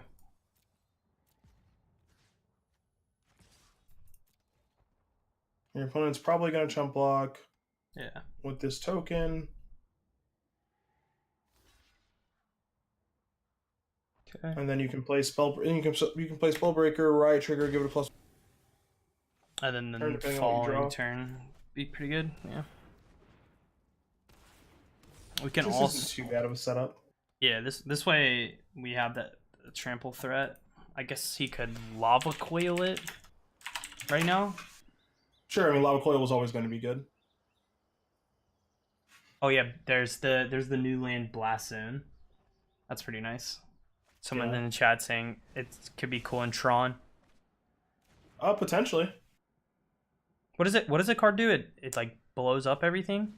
It enters the battlefield with a counter on it, and then it's like Engineer Explosives, where it blows. You have to pay to activate the land, and it blows up permanents with a converted mana cost equal to the number of counters on Blast. Okay, cool. But you can add more counters to it. Nice. So that's Krenko, another token. Hmm. Copy this, okay. Is this just, did he just suicide his Dreadhorde? Is that what I'm looking at here? Dreadhorde. It's just a first strike trample 1/3. He's tapped out though, so He's already strike trample. He's already played his effect. Yeah, it's just there's no tricks. Blocks, just a free block. Yeah, maybe he's digging for something. All right, so you get to play Stomping Ground on tap. What does Krinko do? Krinko's attacks, he gets a +1/+1, and then he creates a 1/1 for each power, whatever his power is. Okay. So if he's 2, he'll create 2 1/1s. So having something back could be good. I mean, we have so many different directions now. I mean, we can go Ooze into Bloom Hulk. We can Evolution Sage, Stomping Ground into Grow Chamber. We can Hellkite. I would play Stomping Ground untapped, and then I would play Skargan Hellkite. Are you sprinting the Hellkite? Yeah, I'm just gonna kill Saheeli. And then also attack with Spellbreaker. We're going everything is Saheeli here. No. So Dragon is Saheeli because they have no flying blockers, and then Spellbreaker. Spellbreaker attacks and Growth Chamber Guardian does not attack. Okay. Because Growth Chamber Guardian is going to block Krink. Yeah. No blocks from him. So he might have another Saheeli maybe? Try to look for Saheeli -2 on Krinko, double attack. Try to pump some goblins. A Feather. Summits. Defiant Strike. I think, yeah, I mean, I don't know. It's cool for me that like there are a lot of different things that this deck's got going on for it though. Well, that's a good thing that your deck just has options. Yeah. There's a Defiant Strike. Damn, he just gets that when he attacks. Alright, well, block. Okay. So does that go? That goes back to his hand, but he tapped out all of his red. I mean his whites. So he could summon. So what does Skargan Hellkite do? If it has a counter, you can shoot 2. You can't use the ability. All right. Yeah. I mean, maybe we. Let's go chump block 1, 2, 3, 4, 5. Attack with Hellkite and attack with Spellbreaker. Do I ooze before that, or are we oozing this turn? Nope, you're gonna play 2. Oh, you're gonna play those after combat. So we are oozing after combat. Yeah. Okay. Well, it depends on how your opponent blocks, so you have to get that information first. Okay, so we're going in. So I was gonna say if we could Hulk. I don't know if that changes any sort of blocks on the Gruul on the Spellbreaker. Well, all it does is make your Spellbreaker into a 5/5, and then your Growth Chamber Guardian, which doesn't really change very much. Yeah. Your opponent's facing lethal damage right now, so they can chump block. That's risky because you could have a removal spell or a pump spell, in which case they would die. So they actually have to think about their turn a lot, which is something you want them to do when you're playing Magic, is to ideally outthink themselves. Or put themselves in a bad situation, but they're not really sure how they're supposed to react right now because they don't know what's in your hand. True.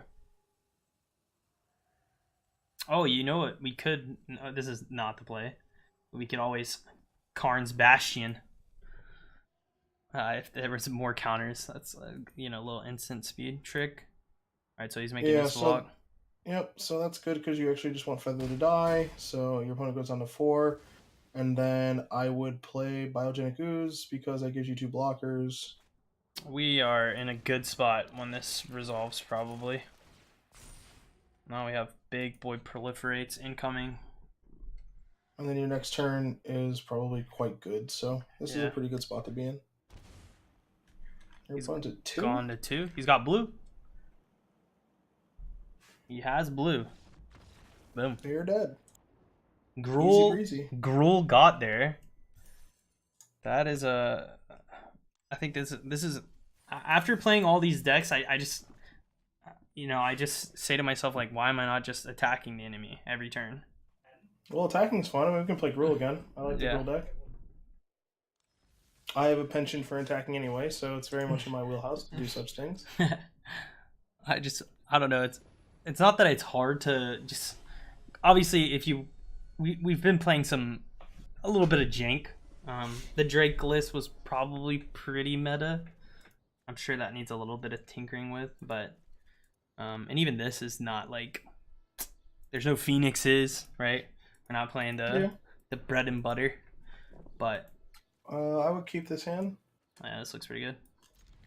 This is definitely more online on as far as speed goes, at least, but also creating pretty beefy boys. I'm gonna start with Forest and then play. Do we go Guardian or Zertar? I'll play Zertar. Okay.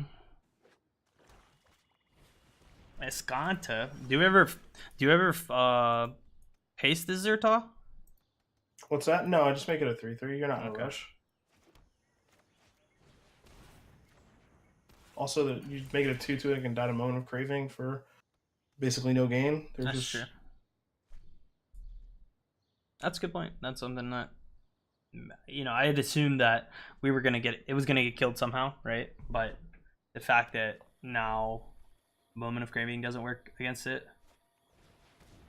Gifts is on wilderness, maybe. So I would play a Forest and I would play Gruul Spellbreaker. Slinging this guy at him. Let's see, your opponent's a 23. Dami's Ambush puts a +1/+1 counter. And it fights a creature or planeswalker. Yeah, I would give Gruul Spellbreaker haste and attack for 6. So this is a little bad versus root or suit. Well, it was going to be bad regardless, right? If you is it 3 cost?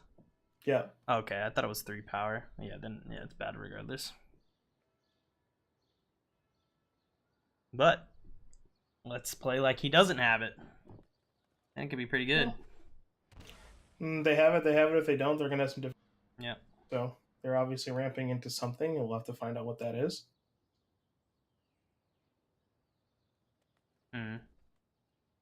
Probably next turn Bloomhulk, unless he plays a Walker, then we could fight the Walker.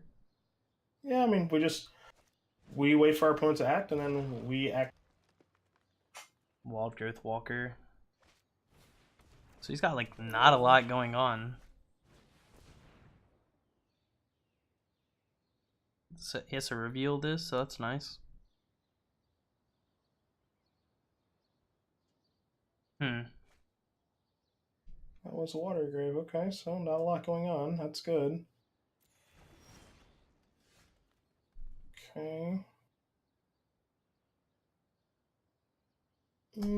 I would play Karn's Bastion, since obviously the land we're going to play for the turn. Yep. And what's Vivian do again? Gives Vigilance, or look at the top 3, exile 1 face down, and you can play it. Okay. We could Domri ambush the Wild Growth Walker with the Spellbreaker. Yeah, I think I would do that. And then play Growth Chamber. Yeah. Which is like a fine turn.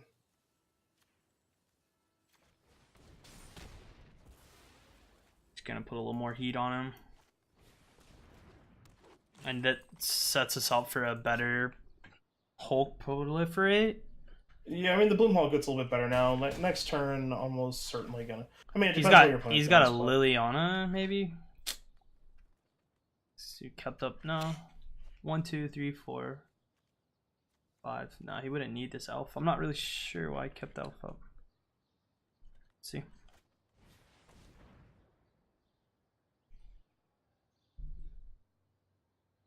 Access to 5 mana next turn, so that's a Drown Catacombs. Your opponent is not finding good cards. Yeah, seriously. 2 of these, and all he's got to show for it is 2 lands. Oh my goodness, what is this? Yeah, and he's searching too. That's all this whole time. Your opponent played their unknown card already, so you're working with basically full information right now. You know both cards in their hand are lands because they just played Overgrown Tomb, and I think they have 4 cards in their graveyard, maybe 5. So I don't think they're gonna be able to. Yeah, they have 5, so they can't transform Search for Iskanta. Yeah, only 2. So your opponent is in some pretty bad shape. I would play Rootbound Crag, obviously, and let's see, 4, 8, 9, 10, 11. Your opponent is getting forced to block soon. I would just attack with all 3 of my creatures and then adapt Growth Chamber Guardian. Okay. There's really no reason to put anything else in the battlefield right now. Your opponent needs to be able to deal with all of this. Yeah, which means they have to top deck, so they'll block or whatever, or they won't. He didn't block? Yeah, so you can just adapt the Guardian now. That's fine. And then we can also search for 1. Do we play 1? No, there's no reason to play 1. Your opponent has to beat what's on the... Okay. We also... If your opponent draws Liliana, they'll make both sacrifice 2 creatures, and you kill them with what you have left. A zombie, they're dead. It's over. Yeah. So Liliana's not out in this situation, and if they draw like Ritual of Soot or some other Wrath, then all your stuff is dead, which means your Growth Chamber Guardian got thrown away from anyways. Yeah. It's looking pretty good. Just attack with all of your creatures. Wow. What a game! Oh, what a game of Magic! Those are the ones where I actually feel bad for the other player though, because that was a lot of digging that my mans just did, and not a single card showed from it. Yeah, those Bonds of Flourishes were pretty bad. I mean, after he had an Iskanta on like turn 2, didn't he? It was like a turn 2, turn 3 Iskanta. So, yeah, it was very early in the game, and they just didn't find anything to do with it. So that's not a great start for the opposition. Wild. All right, well, we are actually at the end of the show. Oh, wow. That went fast. Okay. Yeah, 2 hours of Magic happened super, super quick. It was a lot of fun. I learned a lot. Thank you so much. If you have any shout-outs, let the people know where you're at. Can they find you? You can find me on Twitter at Cedric A. Phillips, along with you can find me on Twitter, Instagram, and Facebook at Cedric A. Phillips. And on my Twitch stream as well, at Cedric A. Phillips as well. I normally stream Tuesdays and Thursdays. So I'll be streaming some War of the Spark Standard tomorrow. And find my content over at StarCityGames.com as well, the world's largest Magic the Gathering store.